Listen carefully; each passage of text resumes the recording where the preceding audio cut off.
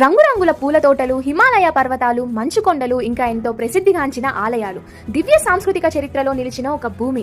చెప్పాలంటే ఒక beautiful place. ఇంకా సింపుల్ గా చెప్పాలి అంటే మినీ హెవెన్, అదే జమ్మూ కాశ్మీర్. సో ఫ్రెండ్స్, మనం ఇప్పుడు జమ్మూ కాశ్మీర్ సిరీస్ అయితే స్టార్ట్ చేయబోతున్నాము. ఈ వీడియోలో మనం కాంపిటేటివ్ పాయింట్ ఆఫ్ వ్యూలో జమ్మూ కాశ్మీర్ రిలేటెడ్ హిస్టరీ గురించి అయితే తెలుసుకుందాం. జమ్మూ కాశ్మీర్ చరిత్ర అనేది కేవలం ఒక ప్రాంత చరిత్ర కాదు, ఇది దేశం కోసం జరిగిన దశాబ్దాల పోరాటం. ఇది పవర్, పాలిటిక్స్, పీస్, కల్చర్ అన్నిటి కలయిక. Okay, now let's go back to the year 1846. British East India Company and Raja Gulab Singh మధ్య ట్రిటీ ఆఫ్ అమృత్సర్ జరిగింది.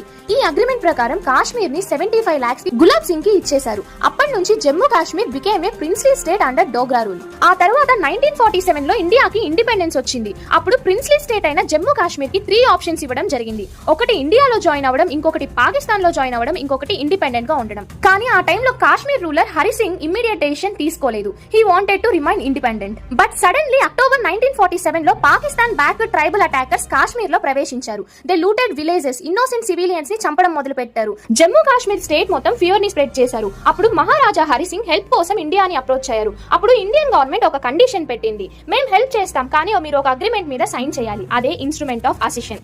ఈ అగ్రిమెంట్ మీద హరి సింగ్ గారు సైన్ చేశారు. అంటే హరి సింగ్ ఇండియాతో మెర్జ్ అయిపోయారు. Exactly that's the day that changed the whole history of Jammu Kashmir. ఆ తర్వాత they started the first Indo Pak war 1947 లో. అప్పుడే యునైటెడ్ నేషన్స్ కూడా ఇంటర్ఫియర్ అయ్యి LOC అంటే లైన్ ఆఫ్ కంట్రోల్ ని డిక్లేర్ చేసింది. అలా POK అంటే పాకిస్తాన్ ఆక్యుపైడ్ కాశ్మీర్ అని ఒక ఏరియా పాక్ సైడ్ లోనే ఉంచింది. అయినా కూడా 1989 లో పాకిస్తాన్ ట్రైనడ్ మిలిటెంట్స్ లైక్ హిజుల్ ముజాహిద్దీన్, లష్కర్-ఇ తోయిబా ఇలాంటి టెర్రర్ గ్రూప్స్ కాశ్మీర్ వ్యాలీలో ఎంటర్ అయ్యాయి. కాశ్మీరీ పండిట్స్ మీద అటాక్లు జరిగాయి. థౌసండ్స్ ఆఫ్ ఫ్యామిలీస్ లాస్ అయ్యారు.